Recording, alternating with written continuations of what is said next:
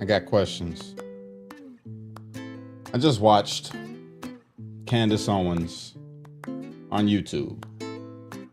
This is what she said, this is the title. They are lying about Charlie Kirk. Candace, episode 235. So I watched it because I'm like, I'm not a Candace fan, No shade. Love the sister. I think she's very educated. She's smart, right? She presents herself as such. I disagree with some of her takes. So I decided just to tune in and see what she was talking about because she's been hyping up that she's got receipts about the death of Charlie Kirk. So I just had to go and see for myself. And let me tell y'all something. I feel like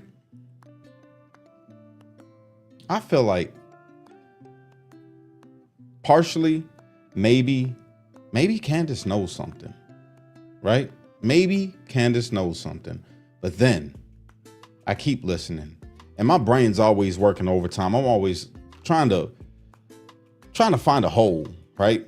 So then she gets to going and she's on a roll and she keeps talking about, the receipts that she got. Then she keeps talking about how she will release the text. She will show every single thing that she has. And then I thought to myself, well, that's a hell of a hook. I want to watch next week's show and see if she actually, is going to say something about the stuff that she has. And then it clicked in my head, bro, that's the hook right there. Because if it was really, and this is my take, right? If it was really her being, not saying that she's not upset about Charlie's passing. I think a lot of people are messed up about Charlie's passing. But the thing is that if you really had all these receipts and you really were as frustrated and angry as you say that you are, and you got all this proof, wouldn't you just show it? Wouldn't you just put it out there?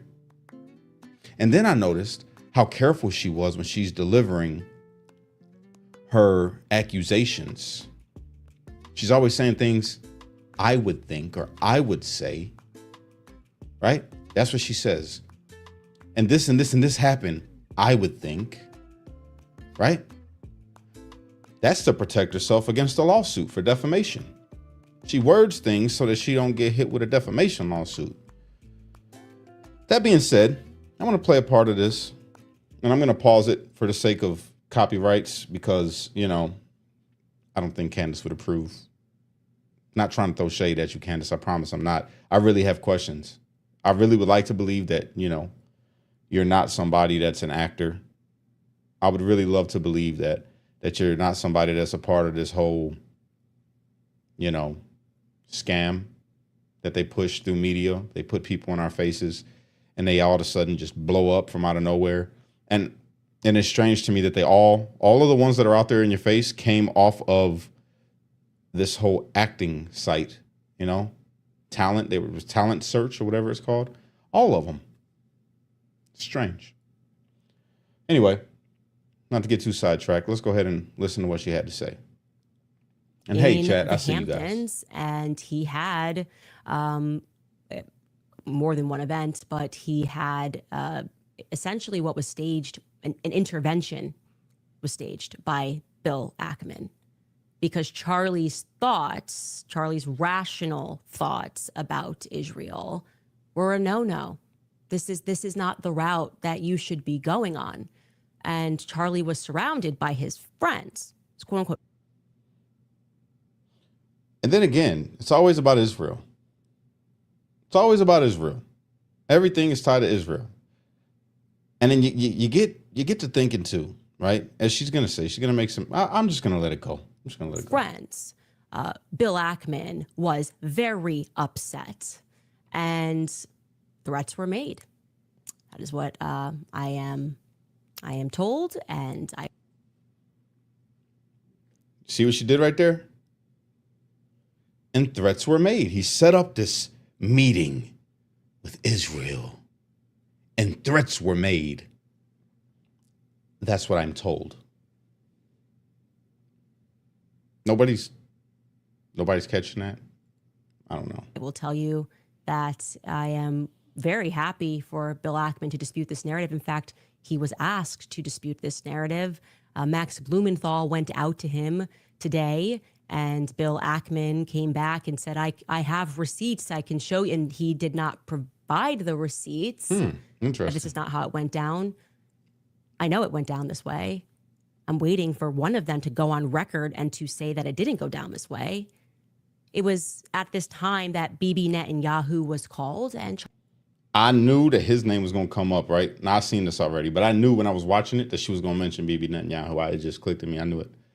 Charlie was invited to Israel. This was an under duress situation, I would say. There it is again. Bibi Netanyahu, Israel. Bibi Netanyahu was called, and this was an under duress situation, I would say. Okay. You say a lot of things. Why would you say that, though, Candace? Because I've been in these situations before. Oh. When I started asking... Wait a minute. You've been in these situations before? Well, quick question, Candace. You've been in these situations before, and you are a big, big proponent of Israel. Like, you are, like, if Netanyahu did have a hit list, I would think that you would be number one.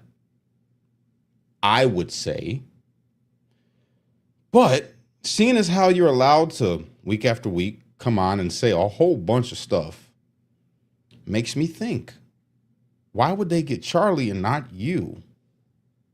Charlie wasn't encouraging any hate towards Israel. I know you want your viewers to believe that he was switching up and he was turning on Israel. And this is what really got me. You said that Charlie was praying the rosary and that he was about to switch to being a Catholic. You told him to take the last step. Which, whatever, if that's what he wanted to do, that would have been his prerogative. But I just don't see it, especially with how he talks so much about his faith. But we'll keep on letting you go. Very sensible questions about Israel. As someone who had dedicated her political life to supporting Israel, many times alongside Charlie Kirk, I was met with the very same pressure. Well, how come you weren't met with the same exact fate that you're saying they pushed on Charlie, which I don't believe that personally. Let me just clarify. I don't think that Israel had anything to do with Charlie getting taken away from us, man. I think that's, I mean, if I would say that if it was Israel, then I would say that it would have been professional and it would not have been some kid that is clearly, out there. I would say that they would have grabbed a professional, That's just me. Now, I don't think a professional lays on top of a roof. Not that I would know, I'm not in that field, but I have been a criminal before, right? I was good at being a criminal once upon a time. And even I know that you don't lay somewhere out in the open if you're going to hit somebody. Like, just, I don't know. And just like Charlie was being invited to Israel, I was invited somewhere else. And when this arrived to me, it felt like a threat. I got to tell you that. It felt like a threat. Like, not like, hey, come here and we can educate you because you're my friend. More like, this is your last chance. That's how it felt to me. I can't speak to how it felt to Charlie. Well, then how come it wasn't your last chance and you're able to sit on here and talk all this stuff and then paint Israel out to be the people that did this horrible thing to Charlie Kirk? Just questions. And I know that Charlie was offered a ton of money in this moment. A ton of money. Maybe would fund it, spend tons of money. And Turning Point, I guess, if it needs to go to a higher level, would have gone to an even higher level than it already was at. So now she's got people thinking that there was a ton of money and it would have been a higher. She's escalating it because she automatically assumes that you already bought it and believe what she's saying. And she's just adding on. Now she's embellishing. It would have been so much more. And she's just going into the story and people are falling into it. I was falling into it. I was over here literally chat GPT and stuff. I'm like, man, hold on, wait a minute. I was buying into it myself for a second. I had to check myself. Like, I smacked myself in the face. I say, Cash, hold on, bro. Hold on. You getting hypnotized right now because she seems like she knows what she's talking about. Like, she's just right there. right?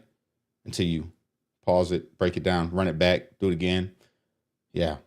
And I know for a fact that Charlie denied that funding, that Charlie denied, and what BB didn't include there, he declined to go to Israel for, I would describe this as like, re-education camp. We've seen it. You made an uh-oh, but we can help you. We just need you to come out to Auschwitz and take a picture. Yeah. That's crazy work right there. I laughed. I ain't gonna lie. I'm trying. God's working on me, y'all. Okay. But I did laugh at that because that was pretty clever. I ain't gonna lie. That was funny. But Candace, are you saying that they was bringing Charlie out there? They invited him out there, was going to give him a whole bunch of money to come so that he could maybe take a picture by the Wailing Wall or something. I don't know. Go picture of Auschwitz, like you said. And when he declined that, because you said he declined for a fact, this. Again, I watched your whole show. You never showed how you know. You said you can, but you won't, and you didn't. Which I would appreciate if you did. I'll shut up. I will shut up if you just show all the stuff you say that you have and that the receipts, not the Kamala word salad thing that's going on. That's very hypnotic, by the way. You're very, very good at it, girl. Very good at it. I got it. It's masterful. Yeah. We just need you to come to the Holocaust Museum and take a photo. We just need you to go to Israel and we can make this better. Charlie said no to BB. Okay. Bill Ackman, if you would like to dispute that, I would love to hear what you say happened, because our sources and what we have, it's solid. Whoever you are that she's talking to, don't respond. And I'm going to tell you why. One thing I can tell you about Candace is she is smart, dog. She is smart. She literally is so smart that she got the president of France to respond to her. And now the cat is out of the bag with that whole thing, even though personally for myself, I think that story is far-fetched and crazy, right? But she got that president to respond and catapulted her. I'm talking about, everybody was talking about it. It was on news, like Candace was making claims about dude's wife being a man and his cousin or whatever. I don't know how it goes. But yeah, don't respond. Don't respond. I want nobody that she mentioned in here. Please, if you happen to see my video, don't respond. Because I want to see if she will pull out the receipts that she says that she has without anybody responding, right? I want to see if she'll just go ahead and show the proof. I want to see the proof. Okay. There were conversations that took place, messages that were sent at that time, and they are solid. So I decided another person that was there, and I am not surprised this person was there. If you've been listening to my show, Seth Dillon, I was going to go out to Seth Dillon, and I decided to message him last night about this Hamptons meeting. And Seth Dillon, who is normally very quick with a response, has not yet been able to respond. I'll show you this text message chain. And I want to be clear, I am not someone who normally publicizes text messages. But my friend was shot in the neck. And I'm just not really in the state right now to be polite when it comes to the answers that I am demanding, okay? This is me out to Seth Dillon last night. I sent him Bill Ackman's tweets. I feel incredibly privileged to have spent the day, shared a meal at Charlie Kirk this summer. He was a great man. Any comment on this one, Seth? Need a comment ASAP, please. Trying again here. You weren't present. You were present when Ackman lost his mind on Charlie, and when BB invited him to Israel, Charlie refused. Text message immediately following this meeting are circulating. I find Ackman's statement as though the meeting was somehow cordial to be incredibly disturbing. Are you at all disturbed by that tweet? Do you feel as I do that this tweet significantly betrays the defined purpose and mood of his, and I presume your, final meeting with Charlie Kirk? Now, okay, that's fair. Because, he tweeted, I feel incredibly privileged to have spent a day and shared a meal with Charlie Kirk this summer. He was a giant of a man. I said, any comment on this one, Seth? He didn't answer last night. This morning I said, need a comment ASAP, please. He didn't answer. Then I followed that up and I said, trying again here, you were present when Ackman lost his mind on Charlie and when Bibi invited him to Israel and Charlie refused.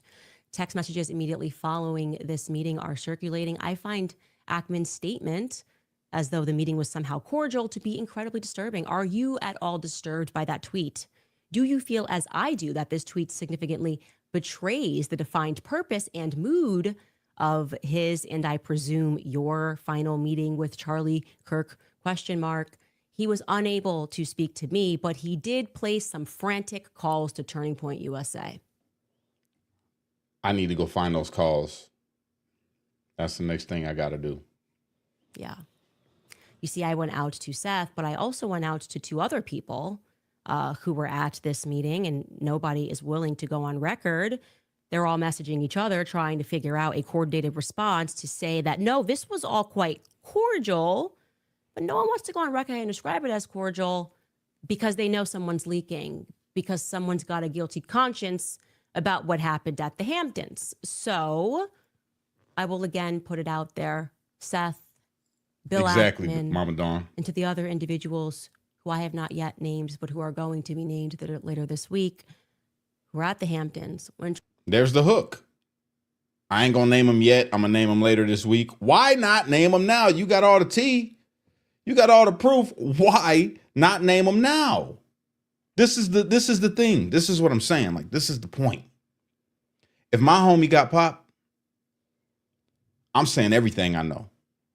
Especially if I feel like somebody set him up. I'm going out. I'm putting out every bit of information, everything. I want the world to know because that's my homie. It's not for views. Not the hook. Because now, you know, people are vested. Charlie was a really good human being. People are vested in this.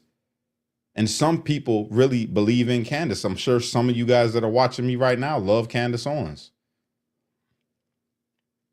And that's the hook. I ain't gonna lie, it's pretty sad. It's pretty sad. And I see right through it. Maybe it's just because where I come from and the way that I was raised was just different. And I don't know. But that's just not how you operate when somebody that you love gets shot, killed. If you had it, you wouldn't be dragging people on to your next show. You'd be putting it all out there. But this is Hollywood, baby. You know? Charlie was put under pressure when Bibi Netanyahu called him and invited him to Israel. Again, in a move that when it happened to me, and it wasn't Bibi Netanyahu, felt to me like a laced threat. Felt to me like a laced threat. You ain't getting sued, for sure. It's just how you can't be mad at how you feel, right? But a lot of your followers, I'm not going to say all of them, because a lot of them are very critical thinkers as well. I feel like you're literally clickbaiting hard with all of this. Just my thought. Inviting you guys, I will give you my platform, actually, to come clear matters up, to tell us what really happened, because, you know, I think Charlie was definitely on the brink of changing some of his perspectives. And I can tell you factually, Charlie was praying the rosary. I can tell you factually, without giving you any of the facts, but I can tell you factually, Charlie was praying the rosary. In fact, Charlie was going to mass. One of my last conversations with Charlie was me joking with him saying, just make the last step, okay? You are, I said specifically, you're too smart to be a Protestant. Whoa. How many Protestants follow you, Candace? What are you doing? That's how you feel? Now you just became Catholic. Now you're just in a whole nother pedigree, huh? You're too smart to be a Protestant. That's for the stupid believers. That's for the dumb ones, Charlie. So Charlie was going to mass, I'm sure. I'm sure that if Charlie was going to mass, there'd be mass pictures of Charlie at mass. You know, just a thought. Take the last step, Charlie. He says, ha ha. You're speaking about Mary. And typically, when those steps start taking place, you stop referring to yourself, as I did, as a Judeo-Christian. Well, there's that. So, I mean, I don't know. That's just a clip. I got the whole show pulled up right here, but, you know, it's just so much. That guy pretty much summed it up. But I want to read what he said. And who is this guy anyway? Colin Rugg. And then who's the person that shared it? Bill Aikman. Oh, let's go back. Let's pull him back up. Let's see what Bill Aikman said. All right, so this was Bill Aikman's response. All right, so he said, this afternoon, real Candace Owens slandered me by accusing me of staging an intervention with Charlie Kirk, in which threats were made with respect to his supposed evolving stance, quotation, on Israel at an event I hosted in the Hamptons. Candace also intimated that I blackmailed Charlie.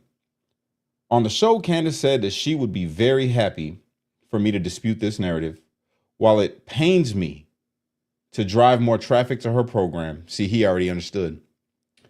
I am responding here to clear my name. It saddens me that we live in a society where social media influencers seek to monetize the tragic death of Charlie Kirk. Amen. I feel that, bro. For the record, at no time have I ever threatened Charlie Kirk, Turning Point, or anyone associated with him. I have never blackmailed anyone, let alone Charlie Kirk. I have never offered Charlie or Turning Point any money in an attempt to influence Charlie's opinion on anything. In fact, my interactions with Charlie Kirk, have been extremely cordial, albeit limited, regretfully so, as I was very impressed by him and his work, and I will sadly never see him again. In an effort to clear the record, I share the following. I have followed Charlie Kirk on X for some time and greatly admired him. While I didn't agree with Charlie on every issue, I had enormous respect for his intelligence, vast knowledge about religion, and his willingness to take on all comers and open mic sessions on campus and otherwise. Periodically, I will repost some of his posts and video clips. I connected with Charlie when he DM'd me in late May of this year and expressed my interest in meeting, or he expressed his interest in meeting me. In light of our respective schedules, we were unable to find a time to meet in person, so we scheduled a Zoom on June 11th. On the Zoom, he explained to me that conservatives, in particular, young conservatives, were getting tired of defending Israel, and this was very concerning to him. I asked him how I could learn more, and he suggested that I might be useful to convene a group of young conservative influencers on a host of topics that could include Israel to get a better sense of how the conservative community was thinking about Israel and other relevant issues of concern to young people. On the Zoom, Charlie also said that his open mic conversations on campus were very effective in addressing issues on the minds of students. But he was only one person with limited bandwidth. He suggested that recruiting a group of junior Charlie Kirks who could host open mic sessions on college campuses would be an effective way to encourage debate on a host of issues, an approach he believed to be worthy of consideration and better enabled students to get to the truth. I expressed interest in learning more, and we thereafter scheduled a series of conference calls and Zooms with Charlie, Turning Point staff, and members of my team in an effort to assemble a diverse group of influencers who could convene for a day and a half session. In addition to getting a better sense of what and where young conservatives were on various issues, Charlie thought doing so might enable him to identify potential candidates who could launch their own campus tours and carry forth his approach to dialogue. That's impressive. We chose the afternoon of August 4th to the afternoon of the 5th for the convening. And Charlie and members of my team worked to put together an invitation list. I offered to host the sessions in Bridgehampton and cover the cost so that I could attend some of the sessions as I was working from there at the time. Charlie sent out the invitations and about 35 or so influencers accepted. Charlie estimated that the influencers who attended collectively had more than 1 million followers or 100 million followers. Charlie and Turning Point put together the agenda for the meeting, and the topics were the economic future of America, the cultural landscape of dating and marriage, the convergence of East and West, Mamdani, the new threat to America. Charlie asked me to moderate the economic future discussions, which I did, and I therefore hosted a Q&A session with the participants. The convergence of East and West included discussions of immigration, value systems, the U.S. approach to foreign policy in Israel. While I wanted to attend the convergence panel, I had a broad meeting that conflicted with the schedule. Those that attended the session said that the Israel discussion was similar to the other sessions, with the attendees expressing varying points of view as well as explaining the views of their followers. Some participants were critical of Israel and U.S. support of Israel, and others were supportive. The sessions were punctuated by meals. I attended one group lunch and a group dinner where I sat with Charlie and others. I found the sessions I attended interesting, and I really enjoyed meeting the influencers. It gave me considerable perspective on what is on the mind of young Americans on a wide range of issues. At the end of the event, I sat with Charlie and members of my team, and we discussed the events of the convening. Charlie believed that he had identified a number of potential Turning Point ambassadors who could launch open mic events on campus that would follow up with them, and that he would follow up with them. He agreed to keep in touch thereafter. We corresponded by text thereafter over the next few weeks on a range of topics that did not include Israel. The next thing I knew, he was gone. In short, this was not an intervention to blackmail Charlie Kirk into adopting certain views on Israel. It was nothing of the sort.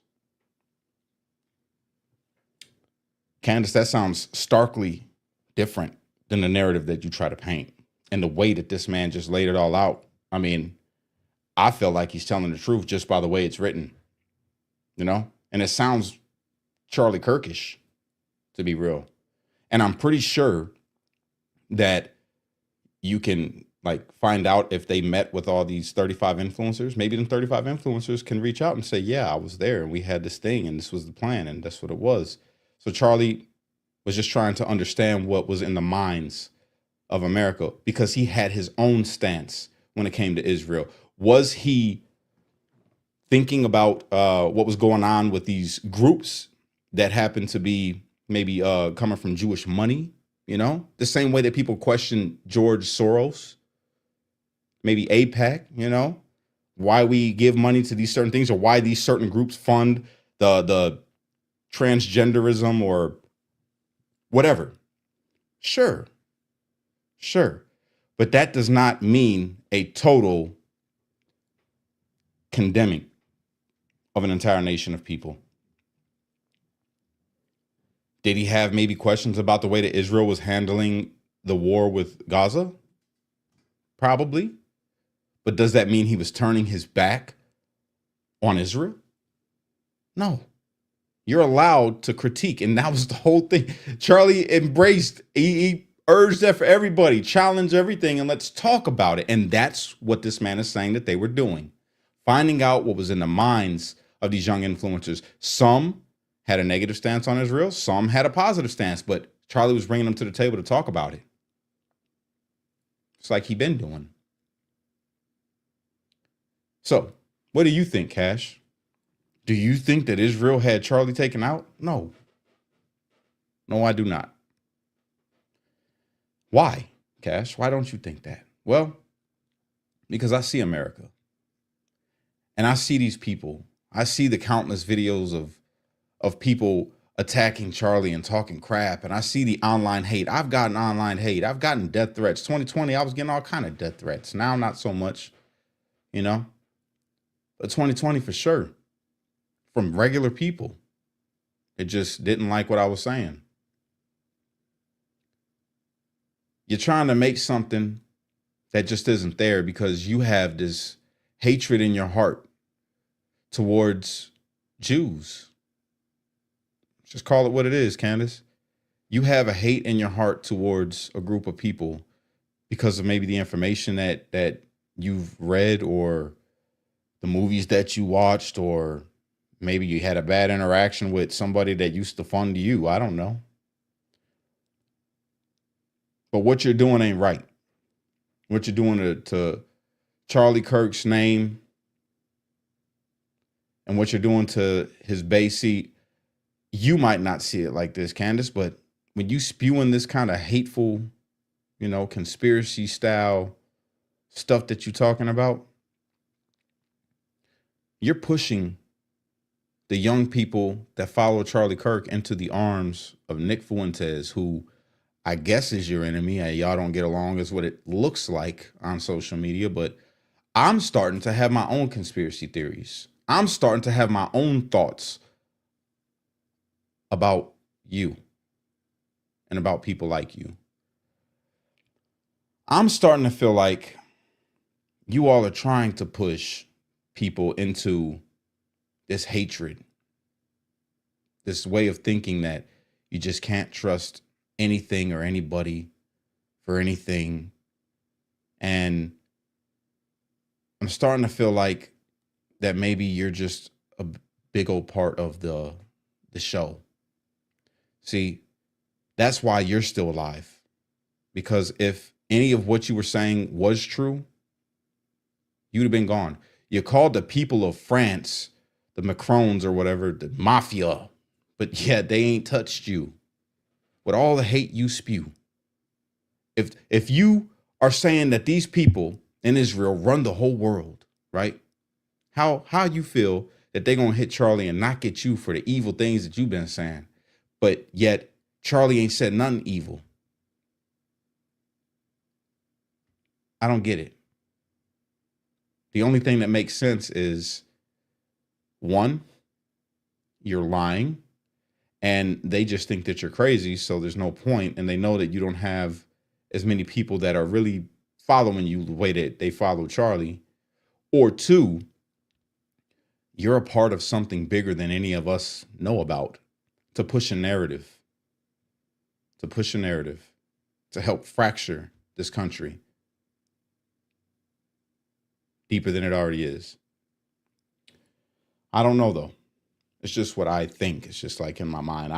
These aren't accusations. They're just thoughts rolling around in my brain. I could be wrong. I could be looking too deep into it too. But yeah, I definitely think that you're not telling the truth here, or you would have put it all out. You would have put it all out. Straight up. Am I making sense? I don't know. I think I'm making sense. It's just my mind. I'm asking these questions, but I don't know. Nobody really knows. What I can tell you is Charlie Kirk made an impression on me, and I'm not going to try to stain his memory or his legacy by making claims, about him that I don't know. I don't know. I've seen the clips, but everything is taken out of context. They tried to make a clip that said that Charlie was calling somebody the Asian slur word. I ain't gonna say, but the guy from Young Turks, Chank. Yeah, they took that clip out of context and tried to say that Charlie was calling somebody Chank's name when really he was literally talking to Chank. So, I mean, it's hard to know these days unless you really just do some digging. But word of caution, don't do too much digging. Don't do too much digging, because then you fall into a hole like some people that we're talking about today that you just can't get out of, because you're so far deep in the hole that you can't see the light no more. And now you're trying to find your way out. You know what I'm saying? A lot of what Candace says is amazing, but a lot, and in the past, I'll say, more so today, the things that she's saying is crazy. Some of the questions that she asks are legit. I'll give you that. Some of the questions that you have are legit. But the narrative that you paint, no, sis, no, just no. Because if any of it was true, you wouldn't be breathing. If any of what you said was true, you would not be alive, Candace. If any of what you said was true, you'd put it all out. You would put it all out. You wouldn't. Next week on next week's show, I'm going to give you all the receipts. Come on. That's just my take. I don't know. God bless you guys. Pray for Candace Owens. Pray for everybody. You know. God bless Charlie Kirk's family, man. I know his wife probably like see this stuff and maybe get a little upset when Candace is saying these kind of things and making claims, and probably got her head going. God forbid his babies ever get on YouTube and hear a Candace Owens show and stir up in them that, you know, the J words got their daddy. That would be horrible. So maybe Candace, just be a little more careful with what you say, man. That's all. And that goes for everybody. Be careful with what you say, you know? I'm going to go. Unite. Don't fight. Be a street light. It's only you can be the change you wish to see in the world. And when you get too stressed out, you got to remember to pray, America, because without God, everything falls apart. God bless America. God bless the world, all the world, every nation. God bless the leaders in the world that are out here trying to do right. And God bless the people that are trying to do right. God bless all of y'all. All right. Let's get it together. Candace, get it together, sis. Don't get upset at me when you see this, okay? I wasn't trying to throw shade. I'm really asking questions. You asking questions. I'm asking questions, okay? And I got thoughts too. That's all. All right.